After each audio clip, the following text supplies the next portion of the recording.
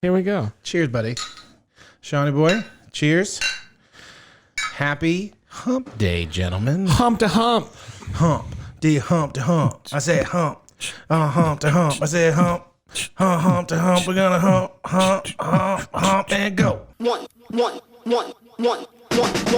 and freeze. Don't nobody move. 1, 2 and freeze. Don't nobody move. 1, 2 and freeze. Don't nobody move. Don't nobody move. Don't nobody move. 1, 2 and freeze. And welcome back, everybody, to another episode of It's Show Regular. My name is Jonesy, and with me is Sean, Matt, and Dave. Where's David? Did you leave David at the store? You know, gentlemen, today was an interesting day. Very much so, mainly because I am somebody that just wants to do everything with people that I really love and care for. And it was just one of those days where the scheduling of certain people and things like that just didn't work out to my benefit. So, David, you're always going to be missed. He laughs as he says it, Dave, by the way. He may give this big eulogy, and he just stiffs you in the rear end. No, man. I feel bad because I told you guys, I was like, hey, we're going to record Saturday. And then I was like, oh, my schedule shifted, so let's record today. And then I got a phone call from my good buddy that's came by the house, and he was like, hey man, I'm moving and it would be really great to see you. And I was like, well, I got this podcast thing that I'm doing. You'd be really fun on it if you want to come and do that thing. And he's like, that sounds like a good time. So I was like, all right, cool. Then let's do that. No bullshit. 6 o'clock rolls around and he's like, hey, I'm bringing so-and-so with her kids. And I'm like, well, that's not going to be very helpful because I got this shit planned out. This is what I'm doing right now. And he was like, no, it's totally cool. I want to do the podcast with you and yada, yada. And like, we'll work it out. Like, we'll only come for like 30 minutes and we understand. And, we'll eat with you and we'll leave. And I'm like, well, that's not going to fucking work. But you know what? Let's give it a go. He text messages me 6:15, says I'm going to be there in 15 minutes. I'm on my way. Doesn't show up till 7. And I'm like, God damn it, boy. Yeah. You're fucking me here, man. Because now, now I'm like, you guys coming through and we're trying to do all this stuff. So what time is it right now? I don't even know what time 7:50? Holy shit. Yeah, so about an hour to record it. So an hour of waiting. And here's the thing, man. To be honest with you, luckily you guys got fed, so that's a plus. So hopefully, Yeah, whatever your guilty conscience needs to hear, buddy.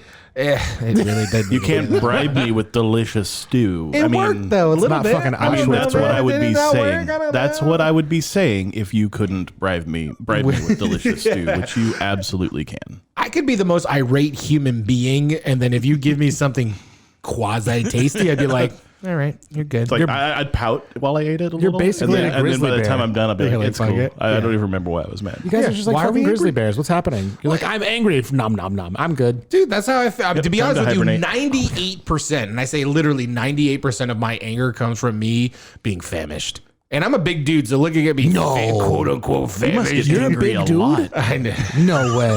I don't know. That blood sugar gets wild and crazy kids, and I'm just like, and then you give me like a morsel of something, and I'm just like, I love you. I kind of start, when I get that way, I kind of start poking around like Winnie the Pooh looking for honey, like, Notice the two differences, though. Cheeseburgers around here. One person is like, I'm going to murder children. The other person's like, I'm just going to kindly go around doing. Dude, I'm an asshole, man. I'm a fucking asshole when I don't eat something, dude. I feel bad for my wife. I can't, dude. Yeah, you guys for sure probably know, man. I feel like I'm surprised I'm not divorced at this point when I don't eat something. Like I will be. Oh, there's a joke in there, but I'm going to leave it be. No. You probably are divorced while you're hungry. Yeah, she's just like, this fucking She's asshole. like, I'm filing paper. And she wonders why. Like, she's got a folder in her purse, and then you eat, and she's like, oh, okay, we're good. Dude, my wife literally puts food stashes away from me. That's like, smart. I got angry one time. Like a chipmunk? She stores it for you to just get... And she's got like hidden cabinets all over the house. Ironically, they're nuts. Wow. You are so proud of yourself. No bullshit, man. Jesus. Like I will be sitting in the car with her and we're doing whatever, we're doing domestic shit, and I'm just like, just saying dumb Domestic shit. violence? That's what that sounds No, it's like. it's more snarling. There's no physical. No. It's just Like just domestic snarls. shit where you're like, No, it's the more, fact that you can do that in a Prius is amazing. it has a lot of room. Smallest it's the car. Prius V, and there's a Nice lot of name. room. Nice name. Coincidentally. But she literally would go like, open up that cabinet right there. Oh, the cabinet. Is that what she calls it? She's like, open up the cabinet right there. She's got like Or secret the glove compartments. compartment. I don't know. She has multiple compartments. I don't know which one's the cabinet like- and glove compartment. Presses a button on the dashboard and like little like reader like scans your face and determines you're hungry and pops food out into your mouth. Do they Like all need a 007 scanner for style. that? Idiot. I feel like you don't even need a scanner. No, for it's that. a totally unnecessary step, but it's cooler, But it's way more fun. right? Yeah, 007 snack time. Yeah, she keeps almonds or, sunflower seeds or cashews or a mix of Brazilian nuts or whatever, like she's just like, here, take a handful of those things and stop being a fucking dick.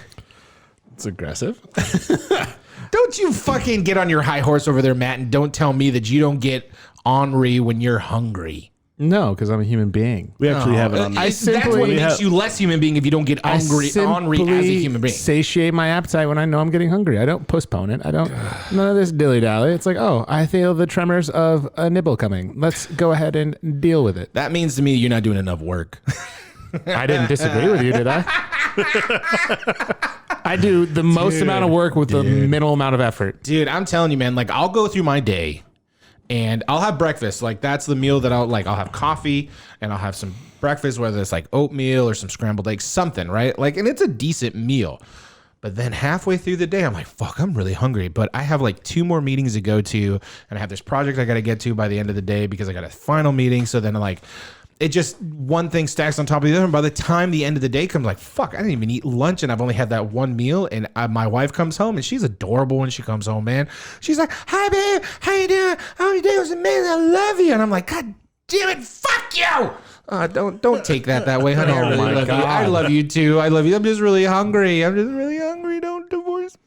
You literally are working from home. You I have all of the know. elements to feed yourself. Yes, you think that, but at the same time, you don't realize when you are like locked in getting a deadline done and you have meetings in between. So like finding the time to get up and actually go make something or put something together, not as easy as you will think. Here's a novel idea. Here's a novel idea. Plan ahead. Fuck Yes. you. Just make a sandwich the night Fuck before. you! Or fucking Grubhub or No, you don't. DoorDash. No, That's Grubhub not how is that works. and Grubhub's ridiculously Okay, expensive. I was just throwing out there like you have options for people to deliver you shit while you work. 100%. To be honest with you, let's be completely blunt. I just need to stop being lazy. Yeah, I can see that. All right. I just need to stop being lazy and plan ahead. You know what I mean? And just have something ready to go to grab and put in my fucking face for like 5 minutes. Because we goddamn well know I'm not the son of a bitch that's gonna sit there and say, you know what? I'm gonna have myself a nice meal. I'm gonna sit down and it's gonna be like 30 minutes and I'm just gonna enjoy every bite that I have. No. I'm a guy that just shoves it in my mouth. I don't really taste it even. I just fucking It's put it in. just wood on the fire. That's Boom. all it is. Done. You know what I mean? And then back to the next thing. I don't even do that.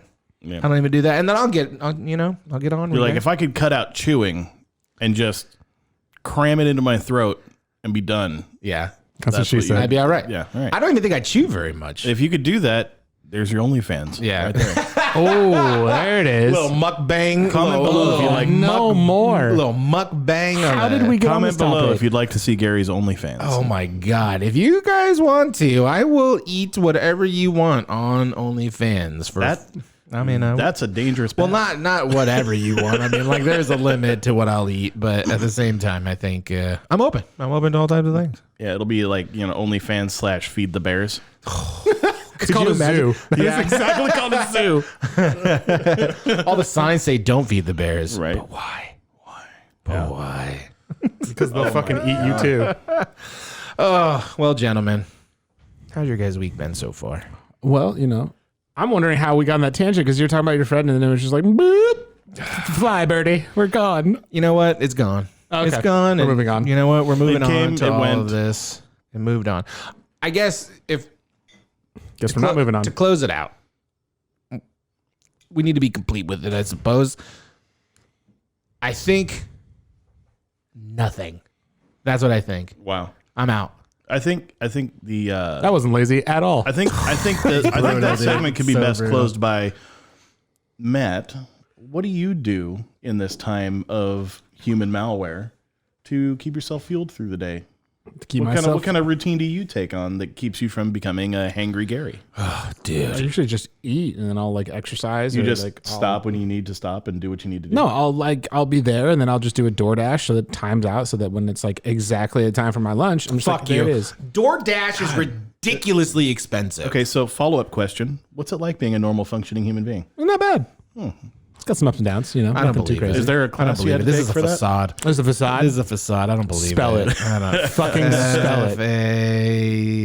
Facade. That's right. This is a facade. I don't believe it. I think there's probably things that you do that are. I'm trying to be delicate with this. I know, I'm you're a really pussy. trying Just to say be it. delicate. I feel like there's things that you do that's probably geared towards you getting hangry. That you're not getting well hangry. aware of. I thought you were talking about something completely different. No. Don't mind me. I think there are things that you do that. Well, No, Gary, don't kink shame, man. You're good. yeah, no. Oh, it's not even a kink. Teo. It's just day to day. You're asking me if I get hangry? Hangry, yes. Yeah, I mean, I've gotten hangry before. That's but, what I'm saying. You're basically making me feel like a fucking idiot over here for getting hangry. Oh, and you're first just off, like, I can't make you feel anything you don't already feel. Human being. First off, I didn't sound like fucking You 100% mother sound like that. We took a demon poll. dog. We took a poll and And they shoved said it up that your this is ass. exactly Ladies, what it is. ladies, I'm just saying. ladies. What? You're both pretty. Thank you. Okay, Thank you don't you. have I'm to prettier fight. than him. Let's be real. Well, I have a bigger dick, so let's be honest. That's not entirely false. Well, pull it out. Let's see it. I'm okay. Yeah, I didn't bring my exactly. tweezers. Well, I Sorry. Well, I didn't bring my magnifying glass. So how about Boom. that? See, we're both ill prepared. Damn it. No, I mean I get hangry, but like I've never. When I do, I usually just sulk internally. Like I don't express it. I'll just get really pissy and like I'll do. I think mine's worse Start actually. The thinking more of I life think about it, mistakes. Yeah, no, please, mine's, thank you. No, mine's worse actually because I start Imploding. doing passive aggressive little fucking things. Like it's just the worst. Like I felt really bad one time. My girlfriend, I was super hungry and she was doing other things. And so all I did was I got up, I went to the fridge and I looked inside of it and then I just shrugged and closed it. And then she looked at me, she's like, "Are you hungry?" Just like pouting, like a little I kid was who just doesn't know what to pouting like do. a fucking child. She's like, "Are you hungry?" And I was like, "Yeah." Oh my god! like, why didn't there's you just nothing in there that ask? you want to actually eat? And you're like, No, she was like, You want nom noms, little guy? well, she's like, "Is there anything that looks good?" And I was like, "Yeah, I just don't really want to do." So I think mine's worse. I think mine is worse just because it's like subtle and slightly manipulative. right. So Start yeah. gaslighting, But kinda, yeah. Food gaslighting. hungry gaslighting. I mean, there's a lot of other ways we can like gaslight way worse than that, though. Oh, yeah. Let's be honest, that's not that bad. No, it's not bad. Could be a lot worse. I'm the dude that goes in the refrigerator and there's food everywhere, but it's like healthy food. I'm just like, I mean, that's understandable. Can I Healthy just- food just doesn't taste good. can I just have a fucking cheeseburger, please? And my wife just like, no. Wait, Sean, what do you eat at night besides the blood of other people? Usually. Well, I mean, That's what keeps you young, Shawnee boy. consuming the life force of others. Damn straight. Is your favorite meal? Yeah. So I would say that my nighttime routine, if I'm needing to fuel this brain the size of a planet, I would say, the size of a planet. Yeah. I would couldn't tell say- by the size of your head, though. well, I kind of view like my neck and shoulders like the god Atlas, holding up this massive brain. God. Wait, was he a god? No. I think he was a demigod. I think he was a demigod. Yeah, I think he was a Sorry, demigod. sorry. Yeah. So how's that brain doing again? King of God? Atlantis. It's a shitty guy. job, by the way. You're going to hold this, by the way. Hold this. Just hold this. Now wait. Hold my planet. Forever.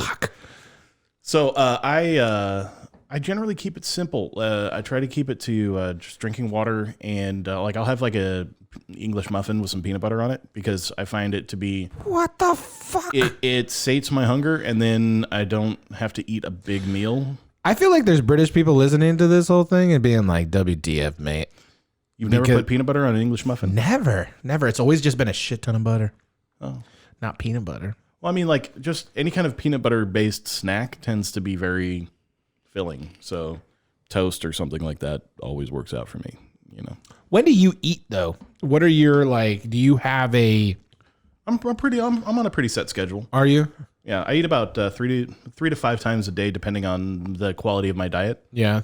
If I'm eating crap, I eat like 3 times a day. If I'm eating healthy, I eat like 5 times a day. All right. So I would say I skip breakfast. I don't generally eat until after 12 o'clock. So you're doing that intermittent fasting. Yeah. Oh, that's impressive. I I've almost tried that. That shit's hard. I try not to eat past 11, but sometimes I'll eat as late as midnight because I'm a night owl and I'm generally awake until like 2 a.m. anyways. I would say that it's like noon, 12:30ish is when I first eat, and then I eat again around 6 to 7, Jesus. and then I'll eat again around 10 or 11, something light. Damn, dude, I don't stop. My last meal is usually around 6:30, 7 o'clock. Oh, you say your last Latest. meal. That's so sad. I do. Yeah. Well, because I go to bed usually around 9:30, 10 o'clock. So We are old men, by the way. I'll tell you what, Yeah. nothing gets me, Sean can't relate to this right now, but nothing gets me more excited than going to bed before like 10 p.m. right. Oh, it's delightful. Wonderful. I mean, like I can relate. I think No, you can't. No, because it's happened to me before where I've done that. You're like, and this is what it's like? I'm super proud of myself when I do it. Oh. Who but can I make also- the sunrise? I also feel like I'm wasting. I also feel like I'm wasting a massive amount of time I could be doing. Oh, you got that anything guilt else. complex. Don't do that. No, it's not guilt. It's more like I could be fucking playing video games right now. Like Like you like that Instead of- FOMO? Well, You first off, hold motherfucker on. got FOMO, so you got to stay up later? no, because like I play games to recharge. It's part of how I don't murder people.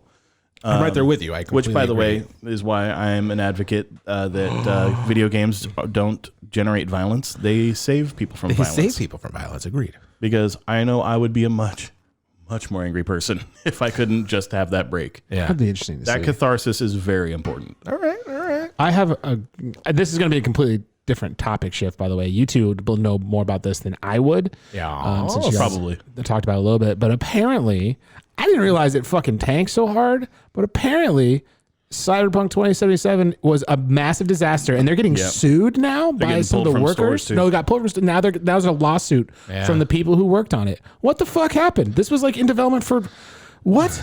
Well, Sean, you probably have a really interesting perspective. My thought is this. I ended up buying it for the PlayStation 4 originally just because I like the world and I was very curious and there was a lot of hype around it. Right. And when I played it, I actually played maybe the prologue of this game, which was, I don't know, maybe an hour and a half tops. And it was just riddled with a lot of technical issues. It was very sluggish. It was very heavy as a game. And so it just wasn't fun for me. So I ended up deleting it and I never came back to it. Until this last week, I just bought a new PlayStation 5. I found one, by the way, for a decent price. Congratulations. Thank you. I'm very happy with my PlayStation 5. Other than how ugly it is ugly looking. I think it's better than the 4. No, dude. It's just Isn't it the exact fucking same? No. Every generation they just kind of redesign it and they kind of make it look cool and new and all that jazz. This particular one looks like the Tower of the Eye of Saruman, from Lord of the Rings. It's just the weirdest. I think that's why I like it. Maybe you know what it is really. I think if it was Sean can black, relate to it. If it was black, I think I would enjoy it a little bit more. But it's all white. That's what she said.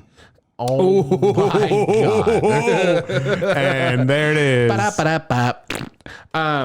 It's there. I couldn't help it. I know. Sorry. It's okay. It's We all love right. you for Well, it. I'm so sorry. No judgment. It's white. It's all white, and I don't like things that are that white. And I'm not trying to. I understand it. That's Phrasing. I get it. what I hear it. Okay. she I don't. Just said, come on. I couldn't Sean killed it. do it. Sean I killed could it. not do it. Jesus, it's okay. I tried. From a product design standpoint, I just don't find the color sequencing very, I don't know, appealing. So when I play it, it's fun. It's great. It's really great mechanics. It's just from a visual aesthetic standpoint, regardless. I can see your point. I really know what I can. mean?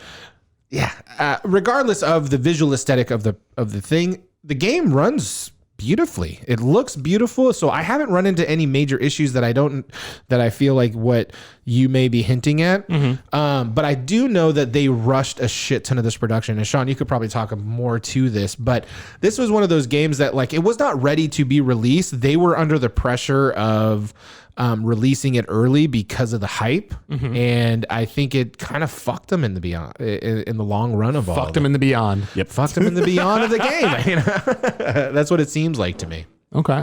Sean, the expert. Okay, so He's like, yeah, I He guess. rolls up his sleeves. really No does. one Yeah, can he's see like, it, so, but he hang did. All right. Be, Oh you my know, God, he's about to beat metaphorical ass. Buckle in. okay, so modern AAA titles typically take between 8 and 10 years to develop. Nobody ever sees that. long? Yes. Nuts. Nobody ever sees that because generally, What is it, like 3 years for development until they actually have something that's reasonable, and then it's like 5-year production? no. Most typically, and I'm not talking about like FIFA and shit like that, because that's all run on the same engine with just new assets. So all they have to do is generate new assets and change a few things, and they can pump out another one every year. AAA titles typically take about 8 to 10 years for production. You don't see that because What is a AAA title, by the way? I'm a little confused on this. my eyes are watering. What is describe a AAA title as Gary's ass juice is in your face? AAA wafted. titles are like major releases, big budget productions. $100 They are the million plus. They're the production. feature films of video games. Okay. Think Disney, Warner Brothers, Paramount, those guys, those movies that come through, these are the video game studios that do that level of production. AAA titles would include things like Doom, Eternal. Okay. Overwatch. Like would Metal Gear Solid technically fall in that? Yeah, I'd say they're at least a AA.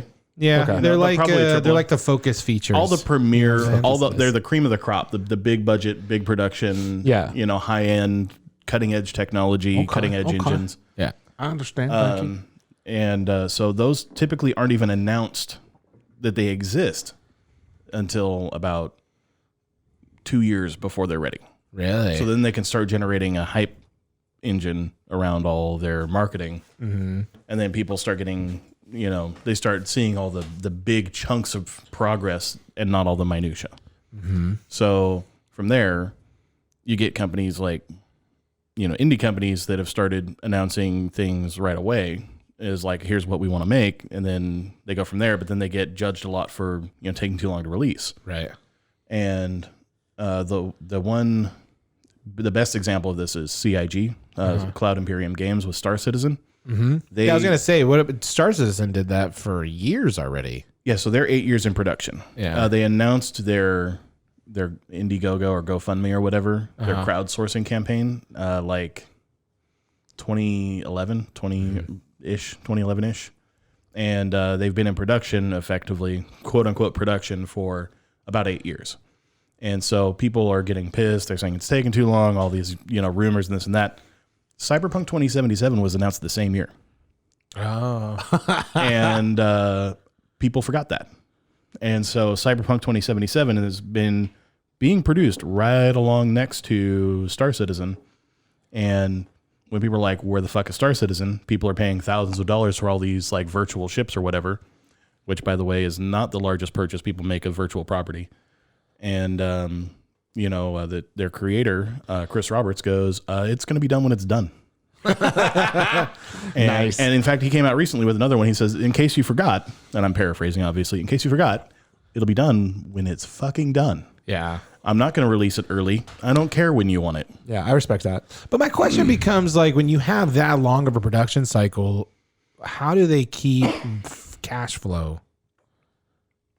Well, okay, so Star Citizen was an interesting situation because they were doing, pre-purchases, and you were already buying content and digital assets for the game previously. Right. I don't think Cyberpunk was doing any of that stuff prior. So then it becomes a cash flow issue from a business standpoint. So that is one of the major differences. CIG has continued to do crowdsourcing throughout. So yeah. Their monetization scheme right now, platform is they produce ships for this space sim. Right. And you can pay to have that ship. Well, you can pledge, quote unquote. And depending on how much you pledge, for the production of the game, you will get access to specific ships for your use in the open alpha. The only thing you actually buy, like legitimate, like I have paid for this product you give me now, is the game package itself for $45. And it comes with one free starter ship and the license for the game.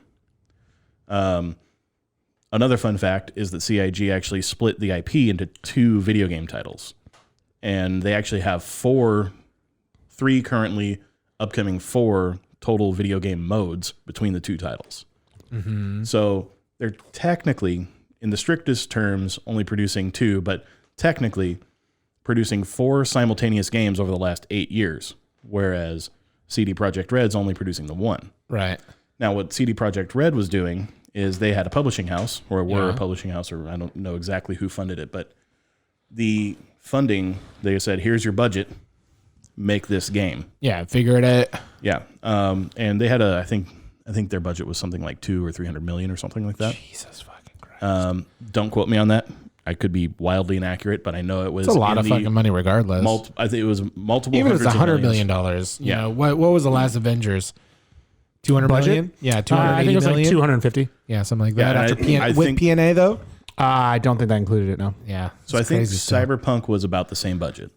Now they buckled. They said we have a release date, and they didn't need to give one, but they did. And then that came and went, and then they said, well, it'll be later. Well, it'll be later.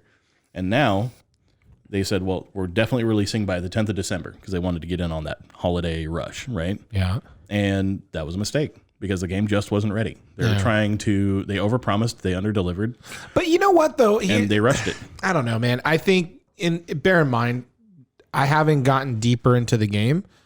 Right now, it doesn't seem like the things that are issues with the game, the transition from PS4 to PS5, playing it on PS4, significant differences. Okay. But it wasn't built for the PS4, in my opinion. Right. It was built for the PS5. So if people are bitching about quality standard on the PS4, it wasn't built for you.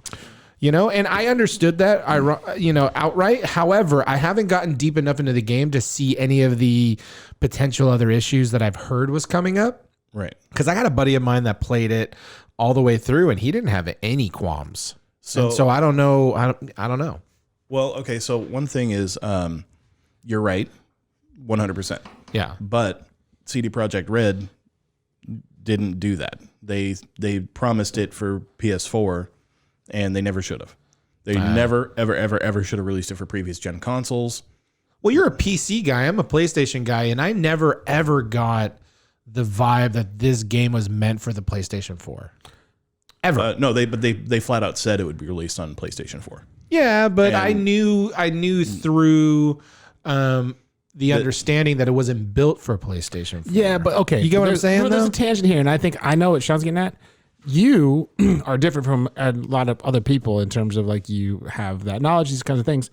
And for anybody who is not fortunate enough to get a PS5, the relief coming that you can still play it on your PS4 was probably huge. It was like, oh, I can still experience this game, even though I may not have the opportunity to go get a PS5 or do any of those other things. Yeah. So that opens up I that. did do that. I avenue. did, I did buy it the day that it came out on my PS4 and realized like, God damn it. This game sucks on the PS. It really does. Right. It's horrible on the PS4. Well, and it would have been It's one thing. extremely laggy and all the bullshit. It would have been one thing if they had said, look, you can play this on your PS4, but there's no guarantees it's going to run. Yeah. But that's not what they said. So they gave the illusion that like they this will run just fine. Overpromised and underdelivered. Nicely done, guys. Well played. You had one fucking job. Yeah. Well, multiple Well, jobs, but whatever. Yeah. Well, their one job was to just not promise it to previous gen consoles. Consoles are cheap enough that you just buy the next one. Yeah. And for the most part, that generation of console will last you a few years. Yeah, dude. I think I've had my PS5 for like 6 years. I mean, Yeah, my you had your PS4, PS5 sorry. for 6 years? Sorry, my Jesus, PS4 man. for 6 years. and this is why I'm a PC guy, is because basically dollar for dollar, I'm spending more per system, yeah. but my systems last a lot longer, and I can upgrade them as I go, piecemeal, Yep. and I get to play pretty much all the same games that Until your I want RAM to play. maxes out and then you got to get a new motherboard. Wait, did you play the game, Sean? I have not. Okay. Yeah, but your I'm- roommate does. I'm and you've been waiting. watching, right? I wanted to. but I didn't want what happened to Fallout. Okay, now I'm a huge Fallout fan. I own every Fallout video game ever made, with the exception of one that shall not be named. 74. No, actually, I own that one. What was the one that shouldn't be named then? You're gonna make me do it. Yeah, absolutely. 74. No, it was called Brotherhood of Steel, What? and it was about the Brotherhood of Steel, and it was Superman story? it was a first-person shooter, and it was terrible. First person? Really? Was this early on in the fucking... Very early on. Okay, I was about to say, Right why after- would Yeah, they but ever... wasn't 74? This was before Fallout 3. This was before Fallout 3. Is right after Fallout Tactics, which back then Fallout was an isometric turn-based RPG. Oh, yeah, I have no idea And what then you they just said, made by the the- way. It's like a third-person view. Okay. Yeah, and so they took this awesome world, this awesome, IP, and shit all over it, and made it like this like crappy Doom reskin. Oh, bummer. And I mean, like, I'm being really generous. I don't even want to insult early editions of Doom that way. Oh, spicy. Yeah. Like, if I acquired a copy of this, I would use it for all kinds of things. Like, I don't know, maybe resurfacing a table, or a cup coaster, or maybe just to watch it burn. Oh my I would God. never, ever allow it to leave my possession for fear that somebody else might be subjected to it. Damn. Now- All right. Damn, dude. Now, That's a hefty fucking thing. Ooh. I would destroy it. That said, Fallout 76, I bought it the day it came out. I was so hyped. I was like, it was the one thing I wanted other than drivable vehicles in Fallout. And I wanted Fallout multiplayer. Bought it, full bang, $60. It was terrible. There it is. It was nearly unplayable. I got it. It suffered from all the same problems that Cyberpunk 2077 suffered from. And on top of that, it wasn't anything that we were promised. It wasn't a new engine. It was an old engine with reskinned assets. Yeah. It wasn't just like buggy. It was a lie. What they promised was not cake is a true. lie. Damn. It was untrue, the things they said about it. Not just like, oh, well, it's supposed to be better. No, it was a lie. It was not factual. The things that Todd, whatever his fuck said, Right. totally false.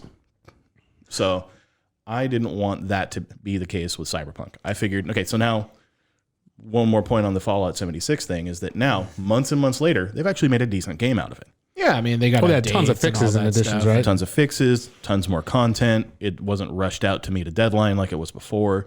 They actually put people in the game, like NPCs you can talk to. Like, they tried to say that the lack of any other NPCs is a feature. No. What that is you didn't Did they fucking have really? time. Yeah. You didn't fucking have Jesus. time to complete your game. And so you're trying to sell us half a pile of shit and tell us it's the full Monty. Oh, Jesus. Nice. No. Nice. Wait a minute. How often does that, like, I heard this game, obviously. Has there ever been a game that has been like rushed, like the way that, Cyberpunk and like Every whatever one Fallout, of them. like, Yeah, Fallout 76. I'm telling you, this is the no, but have they been, has one been good? Like out of the gate, like people were like, wow, this Rushed actually, but good? yes. Has there ever been one that it was like, damn. I can't think of one. I don't know, man, because we're journeying into a new era of video gaming that I think is different from what we've been accustomed to. Like the technology is finally like caught up enough to where they can release a game and then do updates on a game and then the game's fixed. Back then, I mean, even like 3 or 4 years ago, you just bought a game and it's like, it is what it is. You know what I mean? And so I don't know. I feel like they got to get it as good as and as close as done as possible. But over like the last 5 years, because of the technology, you're able to do firmware updates. I think the last AAA grade title that was released that, I mean, I can't think of one that was rushed ever.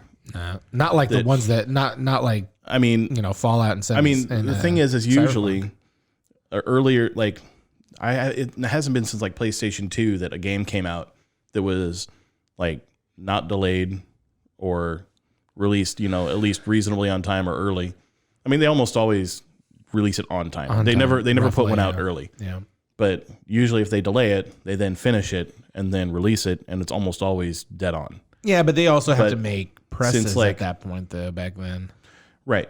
But since since technologies like the game engines themselves have been getting more advanced and kind of outrunning the hardware a little bit, Yeah. we're entering a new era where it's kind of hit or miss as to whether or not it's going to work. Yeah. Well, because I mean, and two at the same time, like because right now big game companies are working in Unreal, right? Yeah. Engine, and dude, I mean, some of the stuff that company is doing with like realism and graphical stuff, like.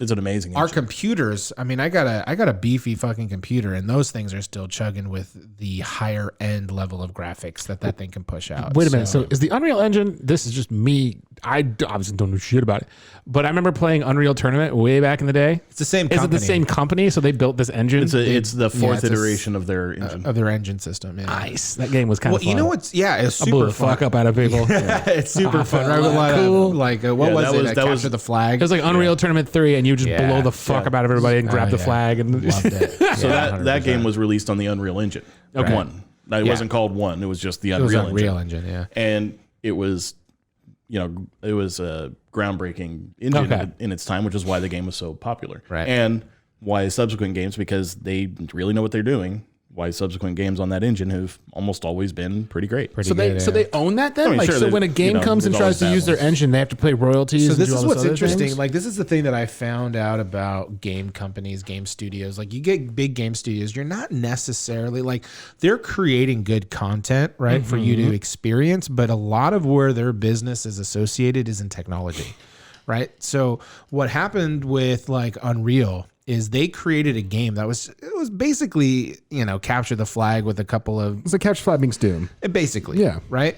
But for us, when we were growing up, that was the thing that we really enjoyed. However, what's happening on the back end is saying like, yeah, this game is built this way, but the engine allows you to do this. So then other companies are like, well, I want to build a game on that basic engine, that foundational technology. And so that's where they got a shit ton of money. They sold that technology, they licensed that technology, and they grew that technology to do what games are able to do now. That's just crazy to me. Like that's it's awesome. really That's interesting. really impressive. But just like, 100%. how do you like? So they pioneered this and they patented it. It's like this is our shit. 100%. People don't really pay attention to a lot of UI, UX, a lot of AI, A lot of technology a lot of built in, technology being developed within that space. Like a lot of the artificial intelligence algorithms and things that we use today have come from video games.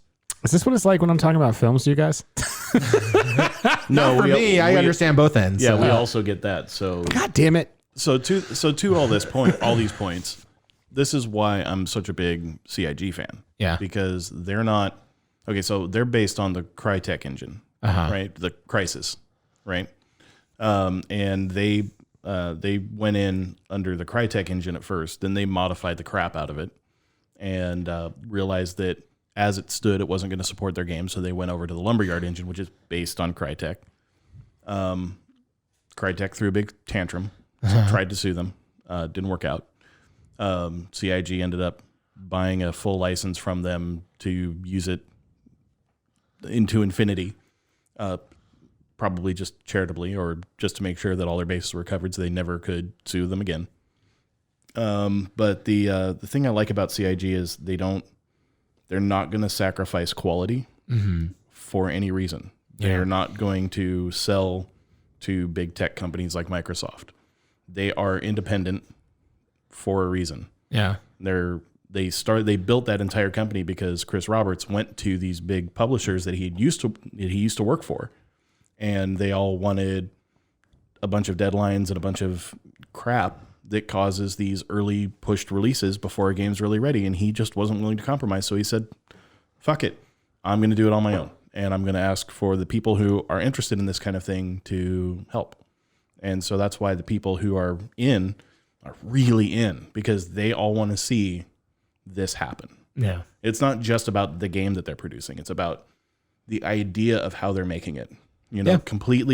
Completely exposed production.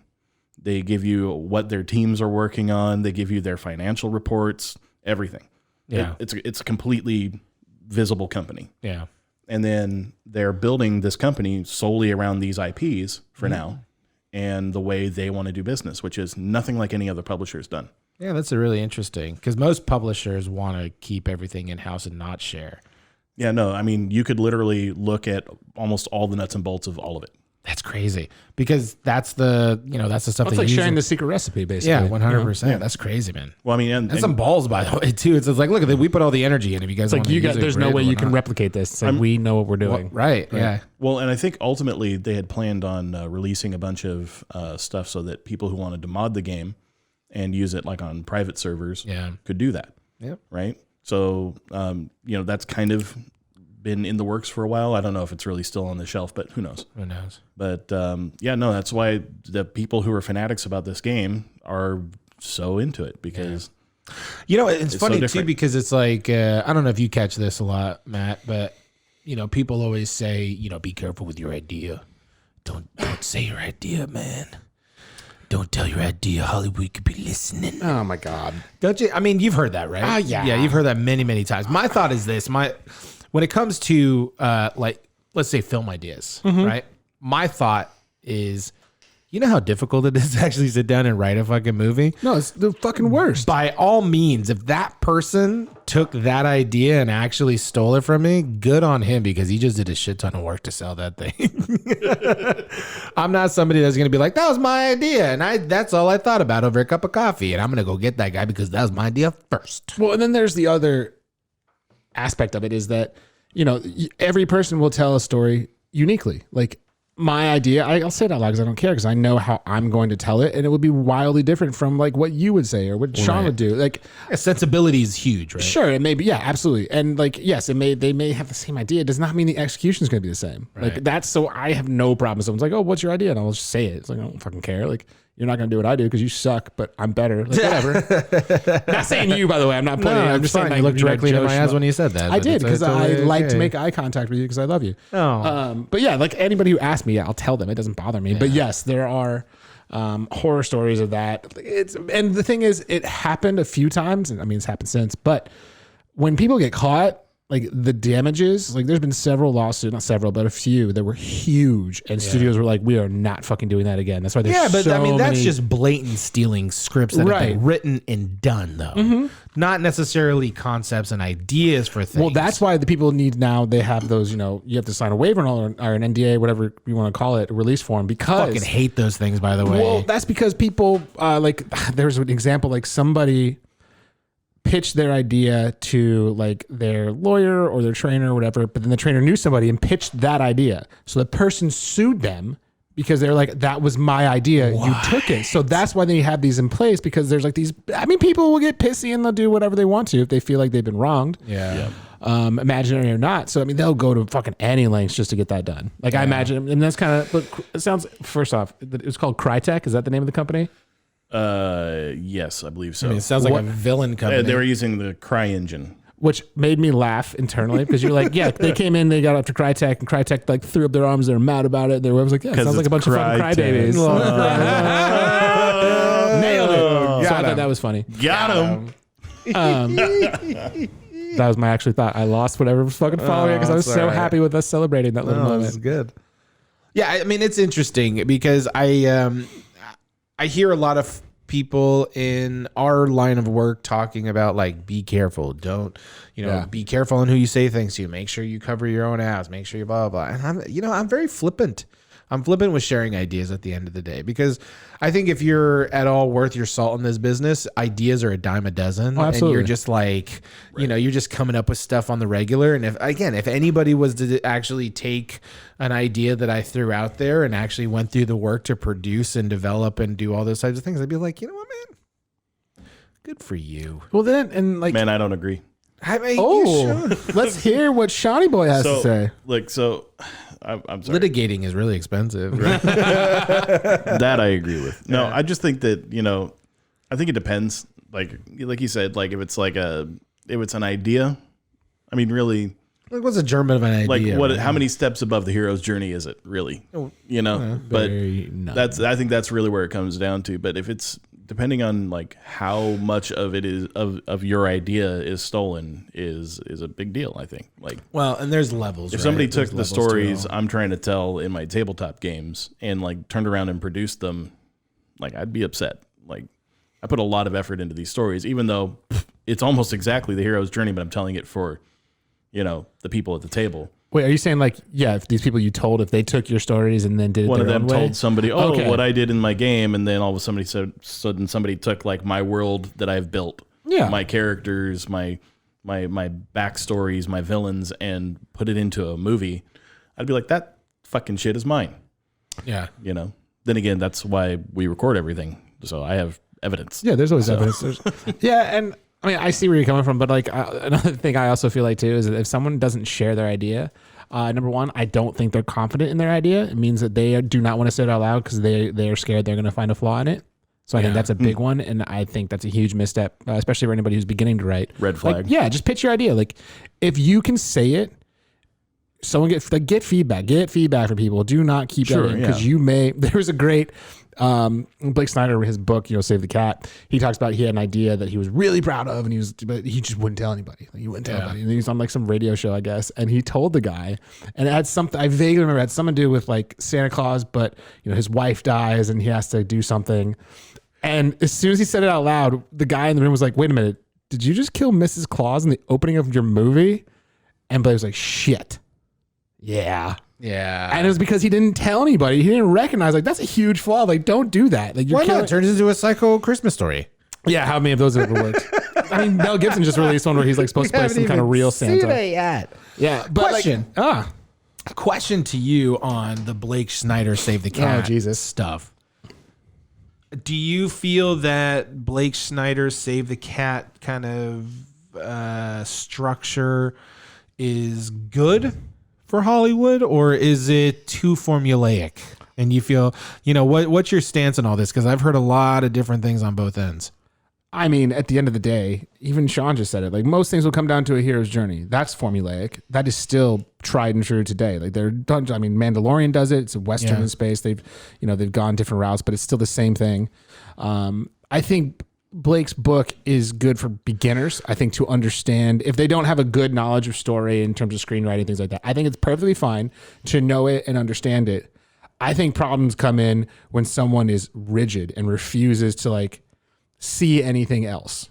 That becomes the bigger issue, I think, because at the end of the day, 99% of movies are formulaic. They almost hit every single beat, every single time. Every time. The only difference, and I have a buddy who is like adamant. He's like, no, I refuse to do formula. I was like, okay, you'll never fucking make anything. Then You're never going to produce it. no, they'll never do anything because he's like, that takes away the creativity and the whole uniqueness of it. And I was like, no. You're looking at it wrong because you're still looking at a rigid standpoint. Yeah. It's not the beats you should be focusing on. It's how they get there. You can be creative. Sure, you can do completely different things getting to those beats. It doesn't mean they have to represent exactly what they are. They can still be hints of it. Right. But how you get there is what makes everything wholly unique. Yeah. I think when I think about like a lot of structure that way is what I took away from like Save the Cat or the hero's journey is not necessarily looking at it from a space of like, this is this is God, right? Like, right. But I think as we grow up, we understand formula. We understand, the inadvertently how to tell a story. We do it as kids, right? Yeah. And I think if you can grasp that concept, those types of structures like the hero's journey or Save the Cat gives you an opportunity to be like, oh fuck, I'm stuck. Yeah, absolutely. They're and great. And then you're tools. like, they're super good tools to be like, okay, well, I'm roughly halfway through. Well, what can I do here? What's missing that gets me to the next point of the story or what have you? And then you just kind of like, okay, cool. Like, now I need a turning point or I need a, whatever. Yeah, no, I think they're absolutely great for that. And I think anybody who says that they're like bad or they're against it, I can't stand people and they're like, it's too formulaic. You fucking do something then. Please blow us all away, you fucking dunce. Like, don't fucking stand over there and be like, oh, like that's. Although I'm curious what the next evolution of narrative storytelling is going to be, because like we've spent a lot of years sitting in, hard to say, right? Because we've been telling stories for, millennia now at some, whatever. And I think people will find meaning and juxtapose, meaning into anything. So I think like if we watch something, like I could probably plot out a movie saying like, well, this is hero's journey and this is where,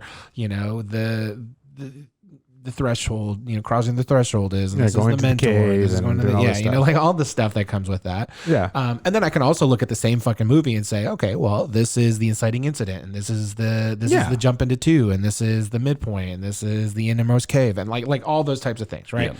Like all those things you can literally find. My thing comes down to worrying that because of that structure that's there over and over and over and over again, is there going to be an evolution of that structure? Invariably and inevitably. But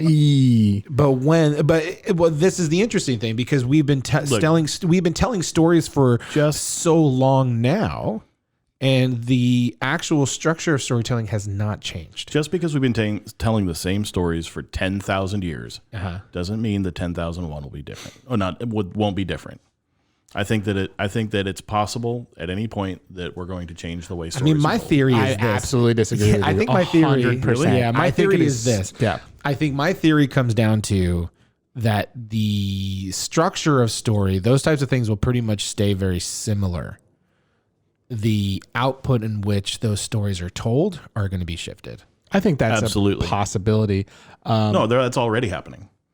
With the rise in, and this is only Audio narratives, VR. I mean, Right. there's a lot of mediums. especially- that well, I mean, but in the the same last- story structure though. Like most of the time, a lot of the storytelling is still very rooted in fucking in your loins. In the loins. That's where story comes from. In the last 50 or 60 years, it's already changed with the rise of. I don't mean to keep calling back to this, but Medium-wise. tabletop RPGs is a community storytelling process. 100%. But my point is that the storytelling mechanisms, the structure of those stories, I mean, you even said it yourself. changed. Hero's journey Yeah, is but, still. but then you also said mediums. mediums though. Yeah. Yeah, mediums will change, but Mediums I think will change, inherently story will remain.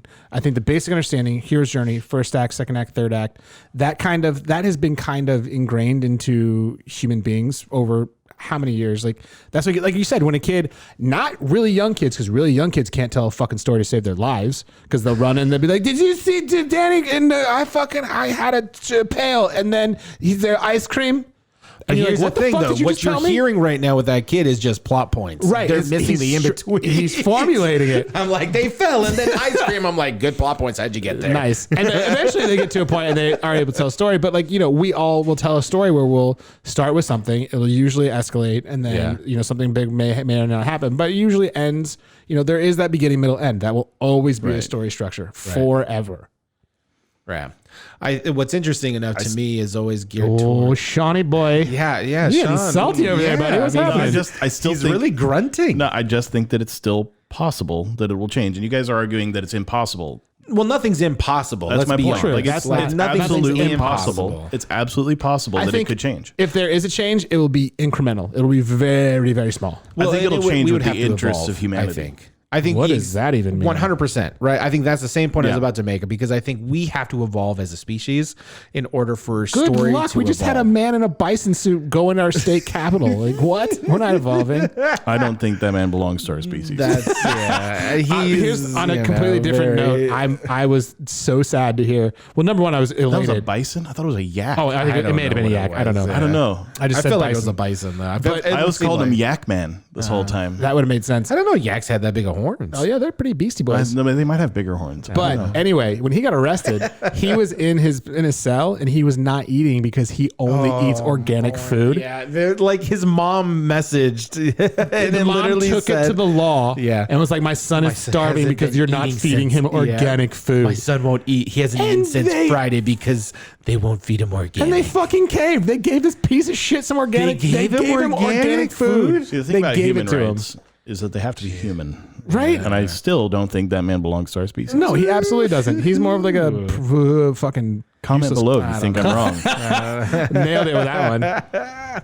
Yeah, man, I have no idea. I have no idea how to handle any of that. But to your point, Sean, I do think that there has to be some form of evolution of our species to further the universal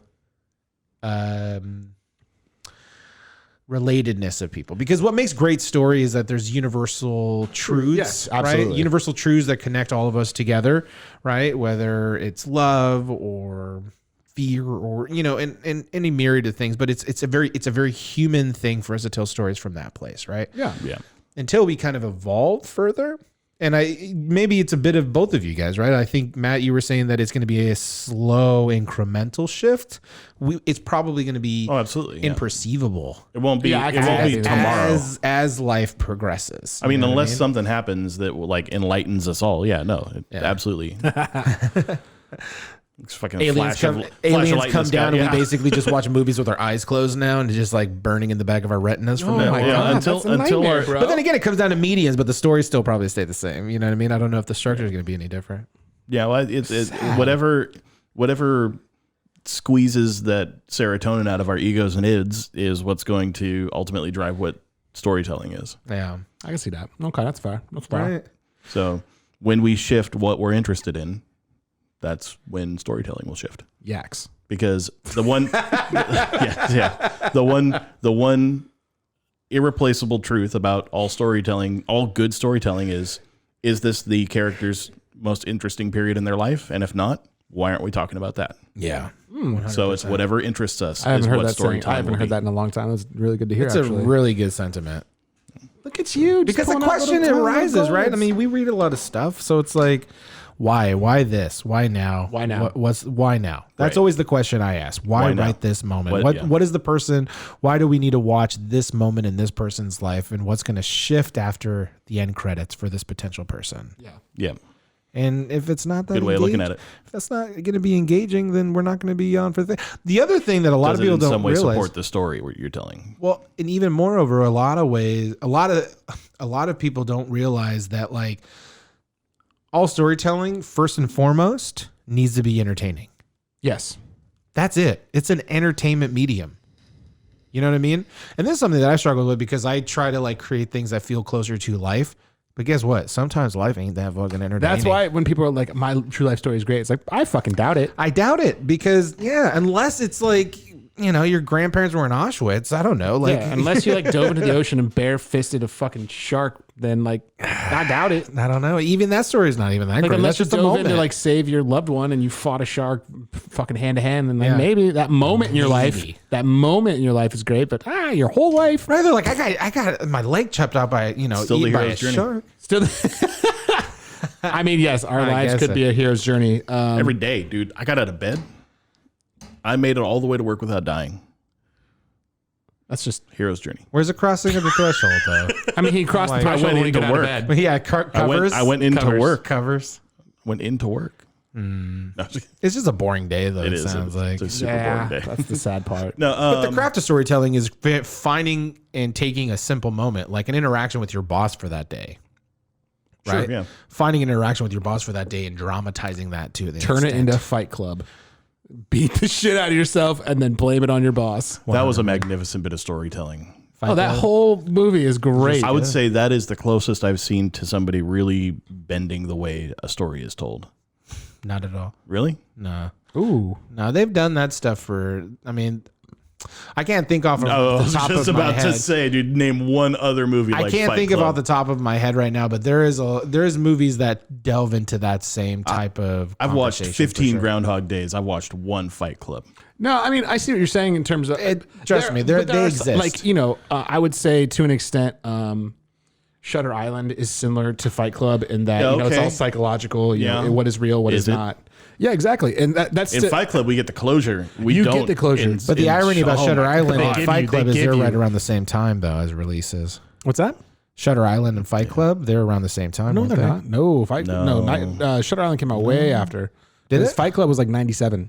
I think Yeah, Shutter that's how Island was old like, Fight Club is. Holy cow! I didn't think Shutter Island was like 2004, something around that time. Such a good movie. Oh, I mean, that's still one of my favorite lines in a movie ever. I had trouble sticking with Shutter Island until that last scene. Yeah. And the whole movie suddenly was like the most interesting thing I'd ever experienced. Do you know what line I'm talking about, Gary? What's that? Do you know what line I'm talking about? What line I'm talking about? Sean, you should know. It's been years since I watched It's it. when he's sitting down. Leonardo DiCaprio is sitting next to Mark Ruffalo, and they're like, the experiment failed. Is what they all Spoilers if you believe. haven't seen it by now, but I don't feel bad. Spoiler alert! Spoiler alert! And so Teddy, which is Leo's character, is going to be lobotomized since this experimental treatment did not work. And Mark Ruffalo was talking to him, and Leonardo DiCaprio looks at him and he says, is it better to live as a monster or die as a hero? And so like that was that brief moment, and he walks away, and Mark Ruffalo's character's like, wait, fuck, does he know what's happening? And you don't know. Like, did he know that what he did to his family, he just doesn't want to live with that truth anymore, so he wants to be lobotomized? Like, there's so many things like layers. Yeah, like you don't know, and it's a beautiful line. Yeah, that's a fuck. Yeah, no, it was a great little like, oh fuck moment. Well, because it makes the audience be like, what would I do? Yeah, because then you like What I want to live with, right? That becomes the central question. absolutely. And the great part is you go back and watch that movie, there's so many things, so many little subtle moments. Oh, yeah. Like he has a fear of water, and when they're coming in, like he's just like not, he has the fear of water because what happened to his wife and stuff like that, but he's like adamantly avoiding like being near the edge, like not doing any of these things.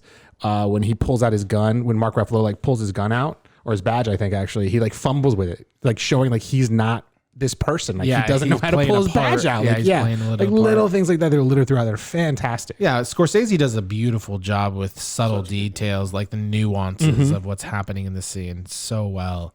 And then, like to your point, Sean, by the very end of it, you're just like, what the fuck? Oh, it's so good. Yeah, I mean, so I would say that's in line with Fight Club. I could watch that movie 1,000 times and still not know what's going on. Because when you start That's what I realizing love who about it. Tyler Durden really is, you're just like, son of a bitch, you're so good. Had him the whole time. It's like, oh man. Yeah, I just well love. done. I don't think it was actually in the book. I don't think it was in the book. I think it was actually worse in the book, to my memory. But the moment when Brad Pitt, Tyler Durden's character, like holds up the convenience store owner, like he puts the gun to the back of his head. Fuck, that was such a great scene. Yeah. So this guy. What did you want to do? Yeah, he's holding a gun to the back of this guy's head. He takes his wallet and he reads his name. He's like, "What did you want to do?" He's like, "I wanted to be a veterinarian." He's like, "Okay, I'm going to come back in. I'm going to keep your driver's license. I'm going to check on you. If you are not well on your way to getting your degree, I'm going to kill you." Such a good I scene. mean, and then you find out afterwards when everyone's like, "What the fuck are you doing?" Like Brad Pitt opens the gun. There's no bullets in it. He's like, Right. and it was just that reminder of like, go live your life. Like, don't Right. be Don't get- stuck in this construct. Yeah, it's a great moment. Do you guys feel that way though in your own lives? Do you guys feel like you're kind of stuck in some form of construct? Yeah, the hero's journey. I think we every day he's a hero and he's got a journey. I'm Yes. I gotta go through. I'm going it, to man. journey the hell out of this shit. Son of a bitch. Here's my cave. I just stay in my cave. I mean, for sure. My girlfriend sent me this great like little video, and it was basically like it's a personality test. These Enneagrams is what it's called, just like a personality kind of thing. But basically, it showed this dude in a business suit, and it was like it said this number. And it was like their first day of having an actual real job, and this dude was just standing in the ocean in his business suit, like letting the waves hit him. He looked so depressed. And I looked, I was like, I relate to this. Like, I do not enjoy, cubicles, the 9 to 5. That has never been something that has brought me any kind of comfort, anything. Right. I think a lot of people do enjoy the security and the routine. I get it. It was never for me. Nah. If I could make decent money doing anything, it wouldn't be sitting in a cubicle necessarily, but I do like that security. Yeah, I think a lot of people- Having done having run my own business and done stuff where I couldn't guarantee tomorrow's paycheck, it was a nice turn to have an office job. Yeah. No, I totally understand that. Yes, what do you have to say there, Grumps? I sympathize with both of your sentiment, but I think I lean more towards yours, Matt. Yeah. Thank you. I'm glad you've chosen wisely. I would prefer the path of doing my own thing if I could be secure in that, but that's rough. Well, and it comes down to relativity, doesn't it? Because security is relative to the person, right? Some people are perfectly fine just living on that edge. Yeah, 100%. Like I got a buddy of mine. I did it for many years, Yeah, not a boy. so that's why I'm like, I kind of like the office job now. Yeah, you like that security. Yeah, I mean, But how do you deal with knowing that the office job that you have is dog shit? That's a bit aggressive. But he knows what I mean. yeah, well, I mean, I think ultimately every office job truly is dog shit. Nobody really wants to be doing that job. Nobody. No, then I anybody. guess my question for There, you, there though, might be a rare few people who just fucking thrive on that red stapler, but I don't really think I think that's the exception, not the rule. And I guess my question becomes, you and I have talked off air, and the people that you potentially work with and those types of things are rough individuals, right? And so for me, like, my personality is like, why the fuck am I here? I don't care how much money you pay me. No, just no. Well, I don't know. I think that obviously, if I could just do creative stuff for a living, I would. It has the opportunities haven't borne fruit yet. Yeah. I'm working on avenues, but ultimately it's a long road ahead of me. Yeah, and I think that's what deters way too many people from pursuing things. I think the idea of the struggle and things like that, but that necessarily doesn't have to be the case. Like, you can still have a normal 9 to 5 and still pursue these things until it comes to fruition. It may be longer. Yeah, the path and it is may different. not be. Yeah, the path will be different, but you can still pursue. I think that's what gets me is when I know people who have ambitions to do something else. Like, I have a buddy he does really well at the company he works for. He makes decent money, takes care of his family, really, but he wants to write. Every time I see him, I was like, "How's writing going?" And he's like, "Oh, and he sadly he never makes the time for it." That's a really easy trap to fall into. Very easy. Yeah. And I think that's probably the worst soul killer. That's an easy trap to fall into if that's all you do for a living. Yeah. Well, yeah, that's also the, you got to have other, hobbies and things like that. Well, easy now. But it begs the question. I'm happy with it. Yes. It does beg the question, though, is like, how bad do you really want it? I mean, I don't want it bad enough to give up the security of a regular job. 100%. So it's not. But I want it. You don't want I want it bad bad enough to do it in parallel. But you don't want it bad enough. This is my thing. Most people. I'm not going to light my whole fire on my whole life on fire over it. No. Well, not only that, but here's the real get up. Okay. What would be the perfect creative job for you, Sean? And I'm not singling you out as just a good example for this. Well, I mean, there's only one other person in the room, so that's tough. I really enjoy a lot of different aspects of the creative life. All right, so let's move to Sean. Let's move to Matt then. It's tough for me to just nail down one. But pick Matt first. Okay. So my point is this. Oh, you're not going to ask me? Well, hold on. I'm prefacing because you're already doing this stuff. This is what I admire about you very much. Babe. Is that I know what you want to do. If you could do one thing creatively that fuels you and gives you a livelihood, what is that thing? Screenwriting, right? 100%. And here's the thing, though. You're somebody that does have a job that's just kind of, it's money, it's work, so you can pay rent and do the things that you need to do to survive in order to afford you the opportunity to write. Absolutely. Right? The difference that I found between you and somebody else is that you set the time aside and you still work towards that goal. Oh, yeah. And most people do not do that. Which is, strange to me. Like, and I get that people have families, like, for sure. But there's other, his name is David Keppelman. I can't even remember which screenwriter it is. He created Billions. Okay. And so, like, he first started screenwriting when he was married and had kids. He would get up at, I think, like 4 or 5 o'clock, and he would dedicate 2 hours every morning to writing. Like, it's just about making that time. And one thing that is maybe good, maybe bad, is I'm also willing to, like, really run my body into the ground in order for it. Like, I will stay up until like 3 or 4 in the morning, get like 3 hours of sleep and go into work. If I'm in a good writing mode, I won't stop that. Like, I refuse to. Yeah, 100%. For me, if it doesn't fit in my morning, I won't do it later. If the inspiration strikes, but I have a very creative job that I get a lot of my soul points from in general, right? But at the same time, I have dreams and aspirations of like directing my own feature and doing those types of things, and I'm working towards that space. But you are like, I'm very fortunate, and I'm knocking, on wood that I get to stay in this position, but like I'm in my creative element. You seem very happy, which is a fun thing to finally fucking see. Yeah, man. Like I'm stoked with the work that I'm doing. I feel, excited about the work that I get to do, all those types of things. It may change over the next 8 months. I don't fucking know. But right now it's exactly all the stuff that I've been working towards, so I'm putting a lot of my energy in doing really well in that space. However, for you, it's nice because I don't think a lot of people really understand the amount of sacrifice and energy that you put into the task that you really want to accomplish. Because, for instance, Sean, right? Like, say, for instance, you really wanted to take a career in, I don't know, let's just use screenwriting as an example, right? I think the closest thing I'd probably be into is some level of production, like being a producer, like making sure that the shit gets done. Right. So fine. Let's take that as an example. You have a 9-to-5 day job, right? Mm-hmm. I'm doing a lot of assumptions here, but we'll take it as it is. Fine. Let's say you wake up. Let's play make believe. Let's say you wake up 9 a.m. You got to be at work by 10. Oh, this is make believe. Just kidding.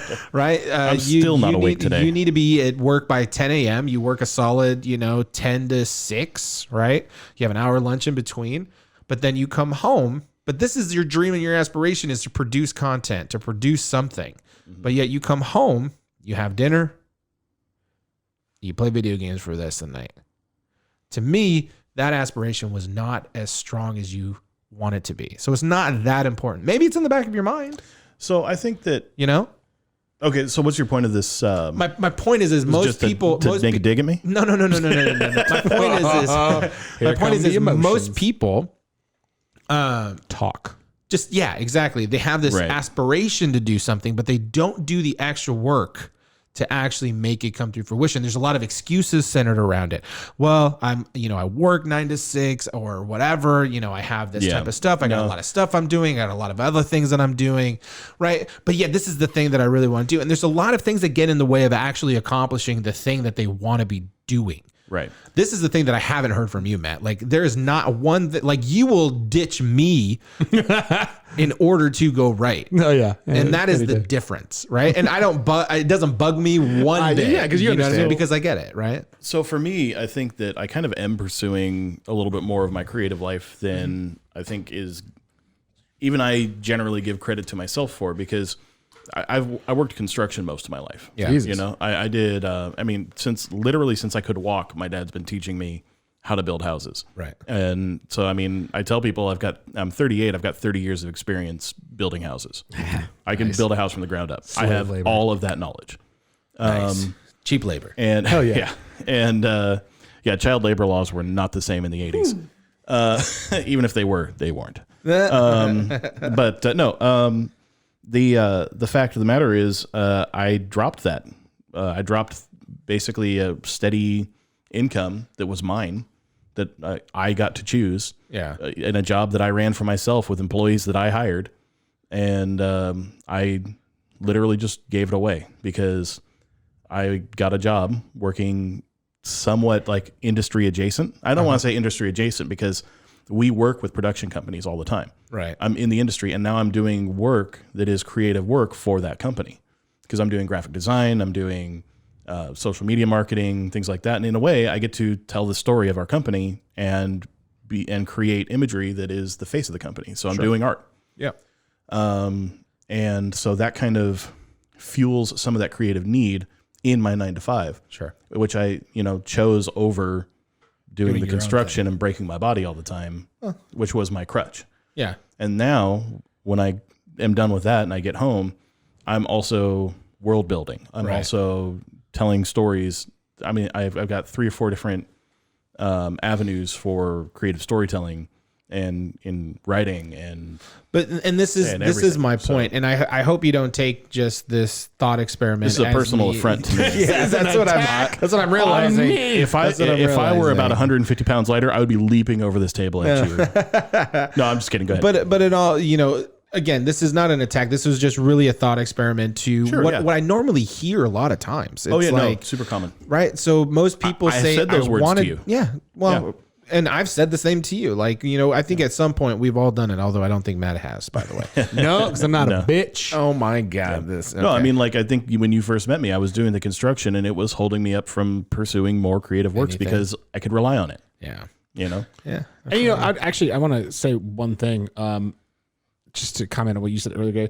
I get that I've had people in my life say like, you've sacrificed a lot, you've sacrificed certain things. To me, But have you? Yeah, here's the thing. I've never seen anything that I've done, whether it be like leave behind, this is gonna sound real bad, like, ex-girlfriends, when I moved and all those other things. I never saw it as a sacrifice because I always put this, like, my purpose, whatever you want to call it, first. I always do. I hate that fucking word, dude. I hate that fucking word in creative endeavors. I mean, Would you say that you were living your best life? No, I wouldn't even say I'm living my best life. real truth? Because I go through a lot of, emotional shit, dealing with like failure, whatever you want to call it. But I've never seen any time that I've invested into it as a sacrifice, which is always interesting when people, because in reality it kind of is. I'm sacrificing my time when I could be spending it with people and like doing other things. So I get it. But for me, it's never felt like a sacrifice. It's always felt like an investment. It's going to come back. It's going to pay around. But also it just brings me joy doing it. Well, and that's the interesting thing, right? Because language is really important as you're journeying into these types of endeavors. Is people outside that don't understand this creative life, they think about it as a sacrifice. Right. Or a hobby. Or something. They never take it as seriously as we should be taking it. Yeah, 100%. Yeah. To your point, I love the switch in terminology. It's not a sacrifice; it's an investment. Yeah, absolutely. That is a very powerful distinction. Thank you. It's my balls slapping against that comment. He has some very hefty balls, in case anybody's wondering. Very meaty. I watched a lot of rabbits. It's so meaty. Yeah, and we all kind of had them, right? We've all had those types of excuses that says I can't and I should and I shouldn't and I wouldn't and I do and I don't. And Just didn't get around to it. And there's always that delicate balance of like beating yourself up for not doing these things, but yet our culture tells us like, well, you need to have balance. You need to have balance. You need to balance out your life. That's why I'm here tonight. It's like Jesus fucking Christ. Because this is my investment right here. Yeah. No, this is great. This It's emotional. Like, it's emotional investment. It's like, you give so much. Like, this is the come around. But yep. Yeah, I mean, I fucking hate society for the most part, like, in all the constructs. As I've gotten older, all of you people listening, older, it's been rough. No, I was kidding. Yeah. Well, you start to realize the hypocrisy of what people say versus what people do versus the societal norms, and then the actual media extrapolation of those things. Mm-hmm. And I just get into this way of just like, fuck you, preach. Yeah, fuck you. Yeah. Fuck you. There's, people keep preaching, especially in jobs. It's like, the security, you want to have it. We've all seen these different things of like, oh, this is this is how life goes. I think I saw one and it was Pearls Before Swine. And what does that mean? It's a comic. So it's a comic strip. Oh, and that's great. This one dude, the main kid, the little boy, or pig, I can't remember what it is. I think his pig is his friend, I think. Anyways, the pig comes up and he's got this like cardboard spaceship. And he's like, hey, do you want to go to Mars with me? And the friend was like, no, I can't. I got to do homework. And he's like, why? He's like, well, I got to do homework so I can get good grades and then I can get into a good college. He goes, but why? Well, after college, I need to work through that and get even more grades and I get a decent job. Okay, but why? He's like, well, once you get a decent job, you can make good money and then you can have a family. Okay, but why? He's like, well, then you have a family and then you provide for them and then you have a legacy and then you die. And they both just stare at each other in the next panel. And the very last one is them like flying through imaginary Mars. It's so I want that printed and put on my wall. It's so good. That's what I want. My face. Dude, that is so good. Just that realization at the very end where they both just stare at each other. And then and that's the reason why I chose not to have kids, dude. No, to be honest with you. No, absolutely. And like, no offense to anybody having kids, but I mean, like, and I think that speaks to that machine aspect of like societal. It's like, you just feed into it. You feed the machine, whatever you want to call it. But not really understanding that, and we've had this conversation before on this, people don't understand enough that they are going to die. Dude, I don't think people realize that enough. Yeah. And it's something I think on the daily. Yeah. And they, I really do. Like, I'm like, you're going to die. Is this what you want to do? You stand up and you're out of breath. Yeah. No. I love you. Don't give me that face. Oh my God. I mean, here's the thing. If I die, it's because Gary beat the shit out of me. So that is a real thing. He looks so mad. I think I contemplate. Actually, Jesus Christ, man.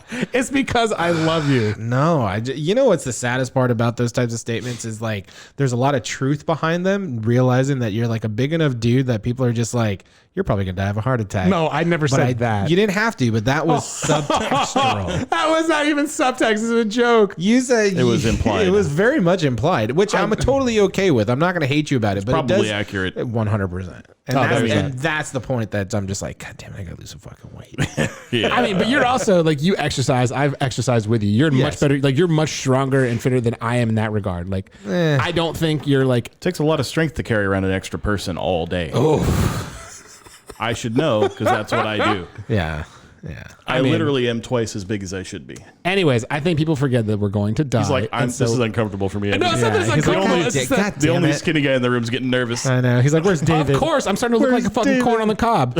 I mean, I was gonna say, I man, was yeah. gonna say Christmas ham. Uh-oh. Rum ham. Rum ham, no. Ham. But yeah, I think brown that's, sugar in your cracks. oh, buddy.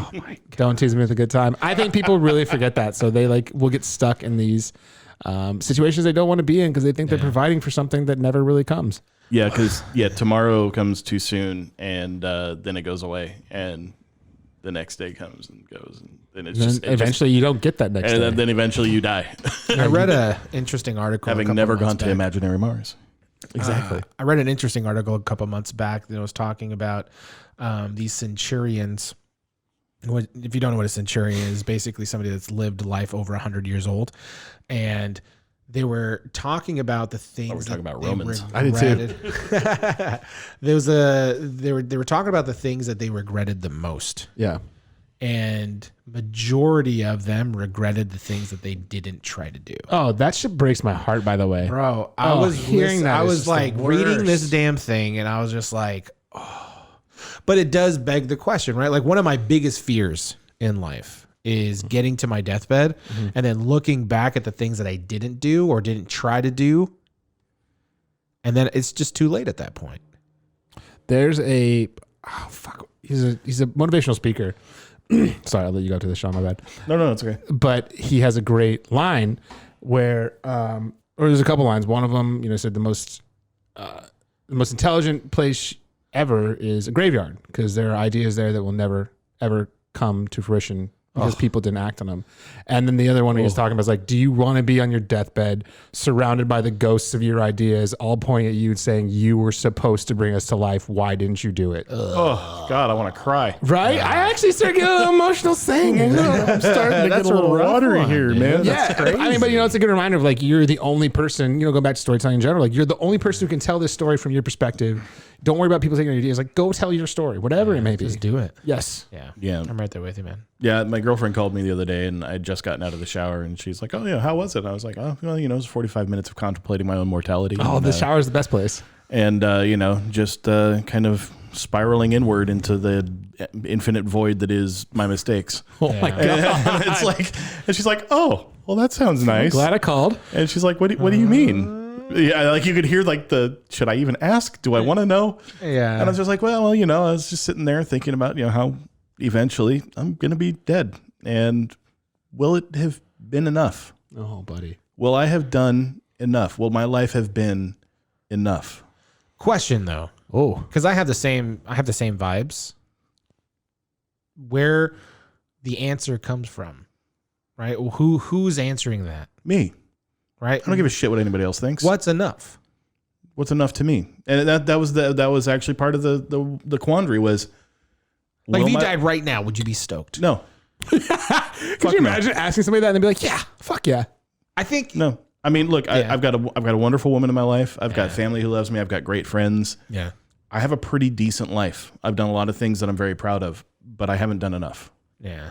You're just not done yet. My life has not been enough for me Yeah. by my standards.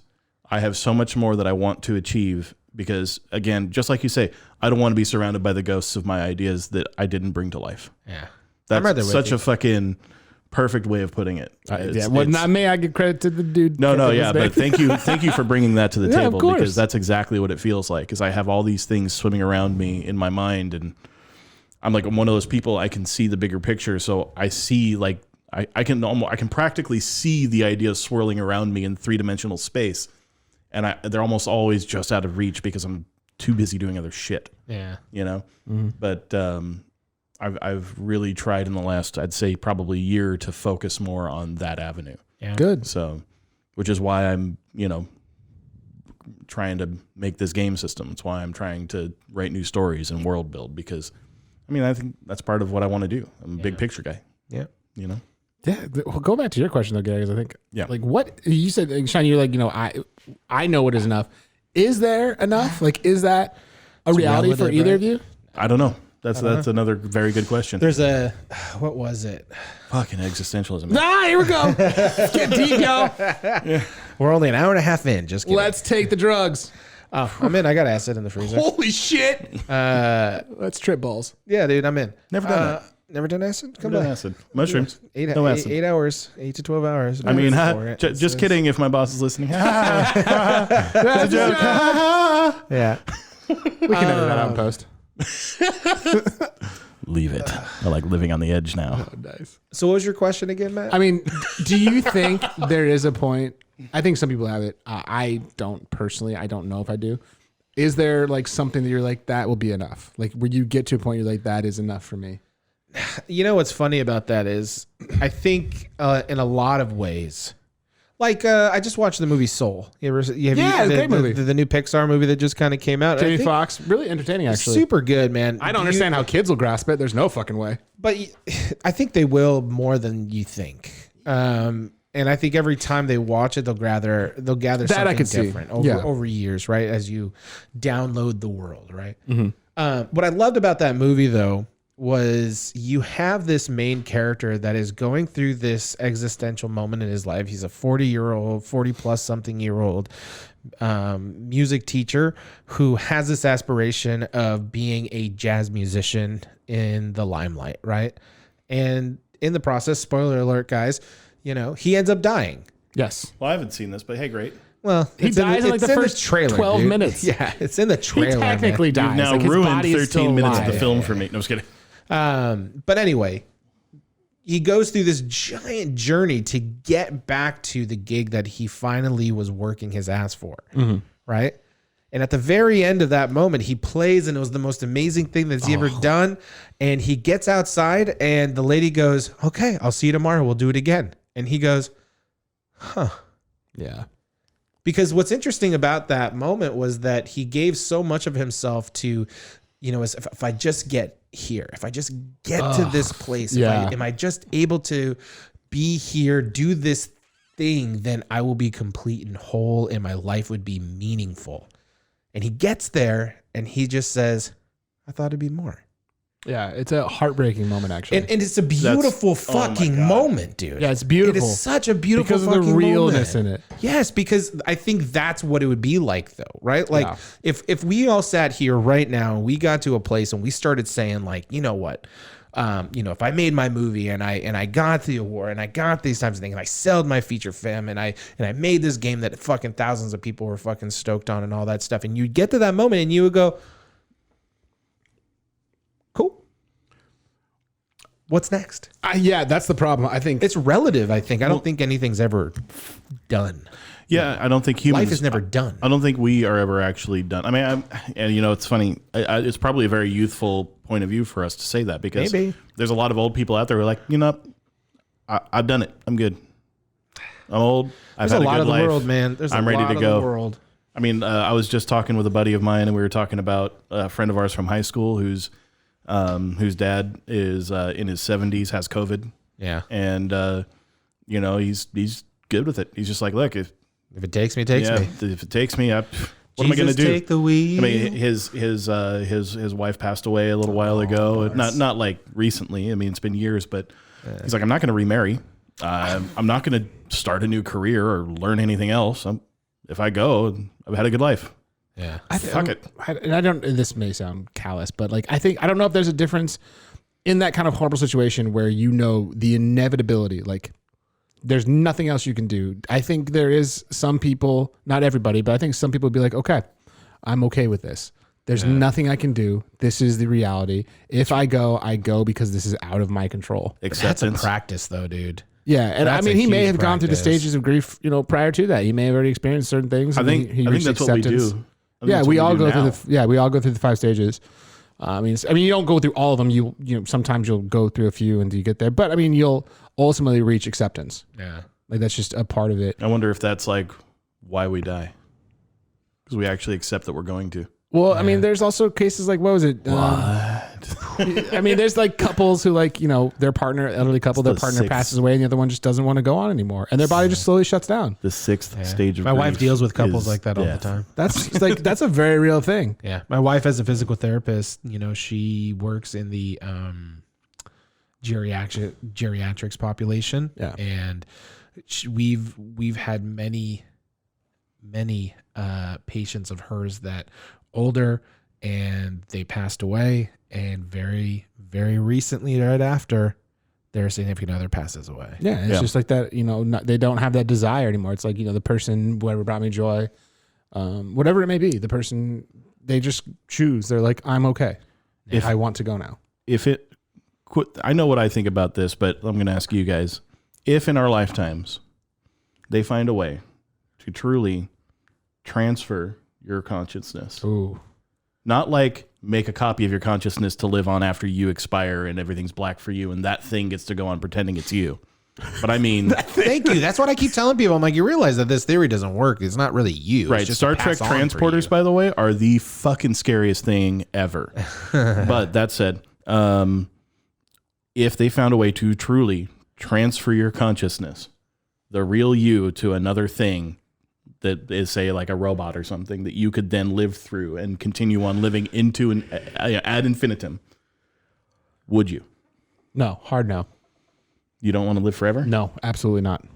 I think that's what makes, this has been used before, but I absolutely agree with Simon. I think that's what makes life worth living, is because it does end. If you live forever, there's no point. What is the point of experiencing something if you can just do it whenever you want and get back to that point? You live because you die. Gary? I think the fear of death in me says, yes, I want to live forever. Right? But I think, Matt, you make a good, compelling point that because this life is finite, like the moment that we're in right now is existing right now, and we'll never have this moment ever again. Right. You get what I'm saying? And I think because life is fleeting, I think if you can pull your head out of your ass Very difficult. and you can be present with like where you're at and understand that like every moment that we get is precious. And I hate using that word, but it really describes that. I mean, you're right. I don't know if I could live forever. Yeah, I just wouldn't want to. I know, Sean, what do you think? I could. And here's why. And here's why. Because, that fear of had my life been enough did I do enough?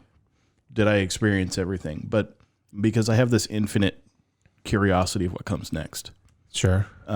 Because I want to see new things. Because I mean, sure. I want to see curiosity what's is on the strong. horizon of time. Sure. And I want to go there and I want to touch it. Well, if you die now, then you just get reborn later. So whatever, you just time traveled. I'm just saying, like, if it's an option for me to live, and I mean, assumedly, or presumably, the word for that is there.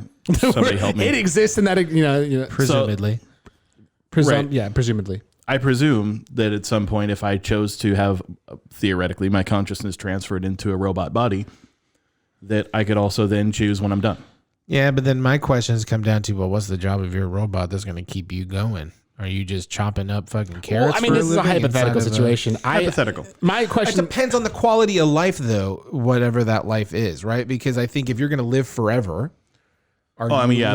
if you get what I'm saying? Like for me, questions become like, are you going to live in a Functional state body. yeah. Well, he's talking about positioning his body into it. Let's call it a cybernetic a surrogate body for you. Right. You get to be mobile. You get to interact with other people or creatures or whatever. Feelings, emotions. Aliens that have inhabited the world by then. Quality of life, though. as I don't know. I mean, Similar to what we have now. I mean, I sure, think why not? My other question would be like, my body's better than what I have. your body's perfect the way you are. How dare you? My question, though. I mean, it'd be an upgrade for some of us, you know. Oh boy. I have arthritis now. Oh Jesus. I'm good. If all I need to do is, bust out the oil can to get things moving right again, Tin Man over here. then I'm good. Yeah, just put a little graphite powder in those joints and move on. Ready to go. See, I think the hardest part probably, and Gary and I can't speak to this, would be children. You would grow, they would go. You would have to see them die. But it seems I would, like a world I would assume. that I would assume though they that would do it with him. I guess. yeah, I mean, I would assume that if I could do it within my lifetime, my what happens son if could you also. What if it really was hate your only you? What if it was kids, though? only you? If only you could do That it. vampire syndrome. Yes, if you were like a I'd do it. vampire, I'd wait and you see. I would wait and see what happens at the end of the world. you would be willing to watch your child grow old and die. It would hurt, but yeah, I would. Wow, savage dude over here. I respect the honesty, my man. All right. My present goal is to outlive everybody I know and love. Whoa. Because I never want them to live in a world where they have to grieve me. Oh, that could be another question for another time. Just the That's a idea, very like, who do you want to go interesting- for? I don't want hate people to that grieve question. me. That's a very interesting statement. I mean, like I've told people, everybody who knows and loves me, I've always said, look, if I ever get to a point where I'm a pain in the ass, put me in a home and forget about me. Because Damn. I don't want to be a burden. Yeah. I don't want to be a burden by Aw. living or dying. Yeah. And so for me, I mean, I'd rather be there to support everybody I know through their natural life cycle. And then, I'll miss them. I'll mourn them. But, I mean, really, ultimately, I'd rather me have to live with that pain than them. It's a very selfish and selfless thing. I fully plan on, if there's ever a possibility, that I'll donate my brain at the end of my life. Like, hey, can you put me in that? Yeah. I'll test it. Please. I'm gonna go next week anyhow. I mean, what's the worst that happens? I go a few days early, or I get to live Get off forever, work a few days early, whatever. or I get to live forever. One of the two. Flip the coin. Let's go. Oh boy. That's shit, man. Mm-hmm. Well, gentlemen, Speaking of coming to the end, it is that time, boys. It's been a good one. It's been a good one. We talked a lot of things. It's a little sad without David, but I still enjoy you fools. You rest in peace, buddy. He went. Now we carry the burden. we had to podcast on without him. That's true. Oh, but he'll be back next week. Don't worry. Indeed. He'll be back. We'll be back. Everybody, be good. Live life. Make sure it's enough. We out.